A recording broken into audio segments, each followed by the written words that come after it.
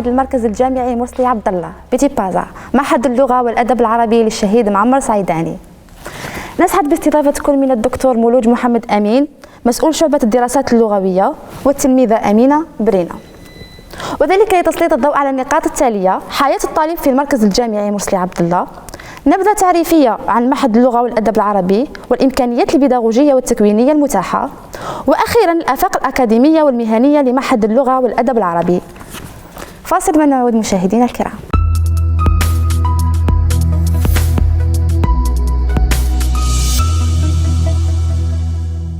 أهلا بكم مجددا مشاهدينا الكرام، ولنسلط الضوء على حياة الطالب. الأستاذ مولوج، نحن نعلم أن أي تلميذ تحصل على شهادة البكالوريا له الفضول حول الحياة الجامعية، فما هي الحياة الجامعية خاصة من الناحية البيداغوجية والأكاديمية؟ شكرا. بسم الله الرحمن الرحيم. معكم الأستاذ محمد أمين مولوج، مسؤول شعبة الدراسات اللغوية في معهد اللغة والأدب العربي.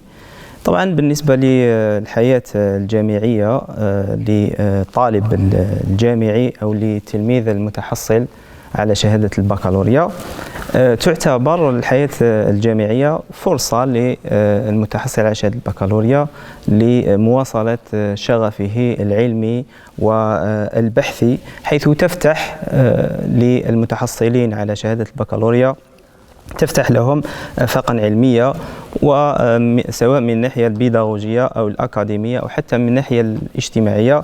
فأكاديميا تفتح له آفاق للتكوين النوعي وفق نظام LMD، النظام الجديد الذي اعتمدته الجزائر ابتداء من سنة 2004، الذي هو نظام ليسونس ماستر دكتوراه، حيث يدرس الطالب 3 سنوات في مرحلة الليسونس، ثم سنتين في مرحلة الماستر، ثم يخوض مسابقة للالتحاق بسلك الدكتوراه الذي يمتد من 3 سنوات إلى 5 سنوات.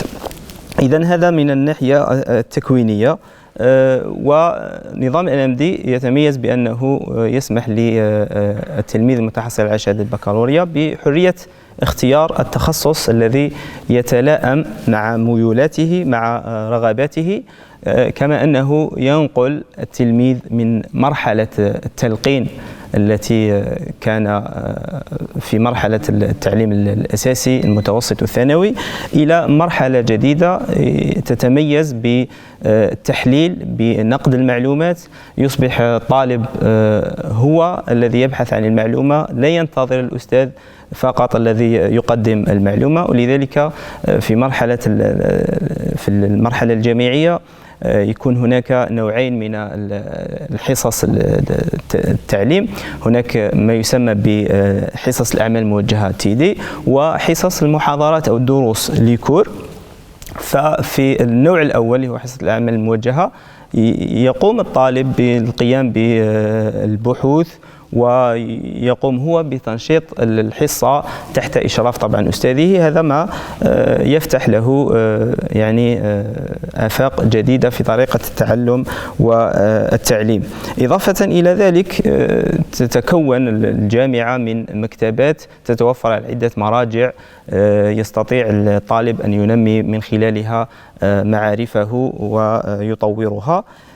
كما تتميز أيضا الحياة الجامعية من الناحية الاجتماعية أيضا بأنها توفر للطالب الاستقرار من خلال الأحياء الجامعية والإقامات الجامعية التي توفر للطالب نوعا من الاستقرار والتفرغ للبحث والدراسة. وبالتالي هذه يعني حوصلة حول الحياة الجامعية التي يكون الطالب مقبل عليها عندما يتحصل على شهادة البكالوريا. شكرا أستاذ مولوج. الآنسة أمينة، لديك بعض التساؤلات يمكن لك طرحها على الأستاذ. أنا تلميذة متحصلة على شهادة البكالوريا شعبة علوم تجريبية. أردت فقط السؤال عن ما هو معهد اللغة والأدب العربي. نعم، شكرا تلميذة. إذن بالنسبة لمعهد اللغة والأدب العربي، هو معهد ينتمي إلى المركز الجامعي المرسلي عبد الله، وأسس يعني في سنة تأسيس المركز الجامعي أي سنة 2011، وهو يحمل اسم الشهيد معمر سعيداني. يتكون مبناه من حوالي 1500 مقعد بيداغوجي. يضم المبنى 3 مدرجات و20 قاعة تدريس، إضافة إلى مكتبة مزودة بقاعتين للمطالعة ومخابر بحث. على سبيل المثال مخبر الممارسات الثقافية والتعليمية والتعلمية. كما يأمل ويسعى المعهد مستقبلا لفتح تخصصات وشعب جديدة على غرار الإنجليزية والفرنسية، على اعتبار أن المعهد هو في الأصل معهد الآداب واللغات. كما يتكون أيضا من عدد من الأساتذة، عددهم حوالي 70 أستاذ، منهم 4 من مصاف الأستاذية، يعني بروفيسور. شكرا أستاذ. أمينة، هل من تساؤلات أخرى؟ نعم، لدي سؤال آخر حول التخصصات المتواجدة في المعهد والمساقات المرافقة لها. نعم، شكرا. السؤال هذا مهم جدا. في ميدان اللغة والأدب العربي، في معهد اللغة والأدب العربي بالشهيد معمر سعيداني في المركز الجامعي تيبازا، عندنا عدة تخصصات، طبعا حسب الطور، لأنه سبق وأشرنا أن نظام LMD يتكون من طورين. الطور الأول فيه ليسونس وماستر، ثم الطور الثاني اللي هو أو الطور الثاني ماستر، والطور الثالث اللي هو الدكتوراه. طبعا في مرحلة الليسونس التي تمتد ل3 سنوات يدرس الملتحق الجديد المتحصل على شهادة البكالوريا، يدرس في السنة الأولى جذع مشترك يعني دون تخصص، ثم في السنة الثانية هناك تخصصين أو فرعين اللي هما دراسات لغوية ودراسات أدبية. طبعا دراسات لغوية يتوجه لها الطالب الذي يميل أكثر إلى اللغة، والدراسات الأدبية أو النقدية يتوجه لها الطالب الذي يميل إلى دراسات النقدية.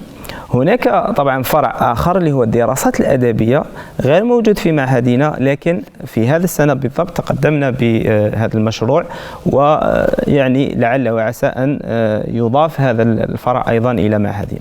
طيب، بالنسبة للدراسات اللغوية والدراسات الأدبية هذا يكون في السنة الثانية. في السنة الثالثة هناك تخصص. طبعا احنا عندنا تخصص وحيد في الدراسات اللغوية هو اللسانيات التطبيقية، وعندنا تخصص وحيد في الدراسات الأدبية اللي هو نقد ومناهج. هذا بالنسبة لمرحلة الليسونس.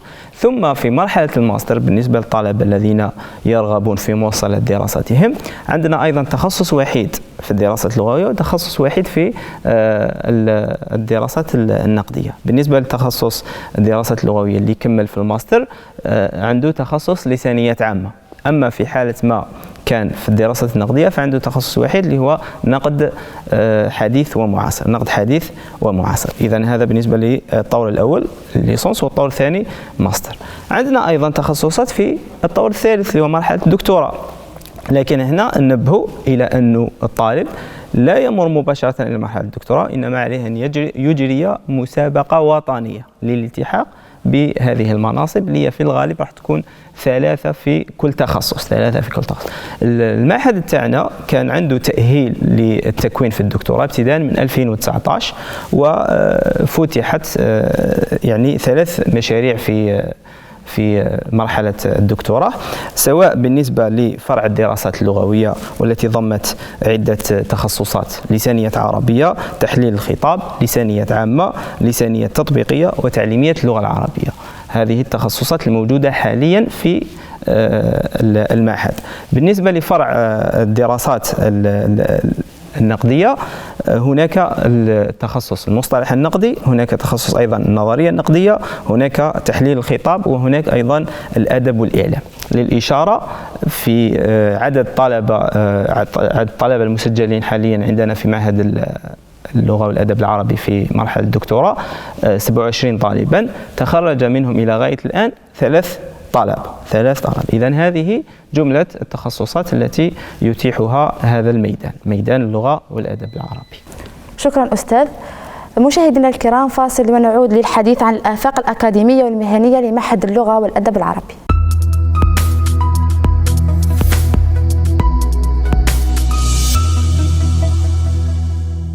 مرحبا بكم مجددا مشاهدينا الكرام. أستاذ مولود، برأيك ما هي الآفاق الأكاديمية والمهنية للمتخرج من معهد اللغة والأدب العربي؟ نعم، شكرا أميرة. إذن هذا السؤال الذي لطالما يتبادر عند الشباب، اللي هو آفاق الشغل التي يتيحها التكوين في أي تخصص، يعني مش فقط في تخصص اللغة والأدب العربي. طبعا هذا التخصص يفتح للمتخرج من معهد اللغة والأدب العربي، يفتح له آفاقا أكاديمية أو مهنية. طبعا نقصد بالأكاديمية إذا ما كان عند هذا الطالب الرغبة في مواصلة تكوينه الأكاديمي، لأنه كما هو معلوم يمكن للطالب أن ينتقل إلى الحياة المهنية مباشرة بعد حصوله على شهادة الليسانس. وهناك فئة أخرى دائما تحاول أن تواصل مسارها التكويني، مسارها التعليمي، فتلتحق بمرحلة الماستر ثم فيما بعد مرحلة الدكتوراه. إذن نفرق الآن بين التوجه الأكاديمي بالنسبة للطلبة الذين يرغبون في مواصلة دراساتهم سواء في الماستر أو في الدكتوراه، وهذا سبق وأشرنا إلى التخصصات الموجودة فيه، وإضافة إلى ذلك التوجه نحو عالم الشغل أو نحو سوق الشغل. وهذا الميدان، ميدان اللغة والأدب العربي، يفتح في الحقيقة آفاق واسعة للتوظيف، آفاق واسعة للشغل. نذكر منها على سبيل التمثيل طبعا الأساتذة وباحثون في قطاع التعليم العالي، وهذا خاص طبعا بمن تحصل على شهادة الدكتوراه، أو أساتذة في الابتدائيات، في المتوسطات، في الثانويات، بالنسبة للمتحصلين على شهادتي الليسانس والماستر. إضافة إلى ذلك يفتح أيضا هذا التخصص آفاق للشغل في مراكز الثقافة ودور الشباب، يعني مربون في هذه المراكز، إضافة إلى موظفين في مراكز البحث ذات العلاقة بالتخصص. مثلا عندنا في بوزريعة المركز البحث العلمي والتقني في اللغة العربية. إذن هناك مراكز للبحث يمكن أيضا للمتخرجين من هذا الميدان التوظيف فيها. إضافة إلى ذلك يمكن التوظيف في العيادات والمستشفيات تحت مسمى متخصصين في تقويم النطق ومعالجة أمراض الكلام. إضافة إلى ذلك يمكن أن يمارس المتخرجون من ميدان اللغة والأدب العربي مهنا على سبيل يعني المتخصص، يعني متخصصون في الأعمال الإبداعية والإخراج المسرحي والتلفزي وما إلى ذلك، إضافة إلى متخصصين في صناعة المناهج التعليمية والأدبية وطرائق تعليم الآداب واللغات. كل هذا طبعا في يعني التوظيف ولا التمهين ولا عالم الشغل يعني على الطريقة الكلاسيكية، ولكن الوزارة الوصية يعني هناك مبادرة جديدة تتمثل في المؤسسات الناشئة أو التخرج، يعني وفق قرار الوزاري 1275. هذا أيضا يمكن لطلبة والمتخرجين من ميدان اللغة والأدب العربي الاستفادة منه عن طريق إنشاء مؤسسات ناشئة، من خلال دمج هذا التخصص مع تخصصات أخرى، على سبيل المثال الإعلام الآلي، الذكاء الاصطناعي، صناعة تطبيقات، ممكن في مثلا الترجمة، ممكن في تعليم اللغة للأطفال إلى آخره. فهناك العديد من المشاريع، ويعني كان هناك مشاريع في السنوات الماضية. مثلا في السنة الماضية كان عندنا مشروع يعني مؤسسة ناشئة تخرج من معهد اللغة العربية، يعني معهد اللغة والأدب العربي في مرحلة الماستر. إذن هناك آفاق أخرى عن طريق التوظيف في يعني التخصصات البينية، يعني بالتعاون مع تخصصات أخرى سواء في الاقتصاد ولا في الإعلام الآلي وما إلى ذلك. شكرا أستاذ. أود أن أقدم لك سؤال كنصيحة لطلبة السنة الثالثة ثانوي، ماذا تقدم له؟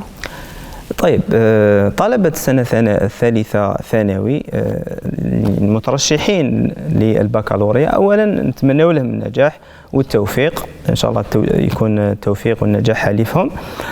بعد نجاحهم طبعا ندعوهم إلى التسجيل في مختلف معاهد الموجودة في المركز الجامعي، وأخص طبعا معهد اللغة والأدب العربي، لأنه في الحقيقة معهد يفتح لك آفاق تكوينية، يفتح لك آفاق أكاديمية، يفتح لك آفاق مهنية، ففرص الشغل فيه متوفرة والحمد لله.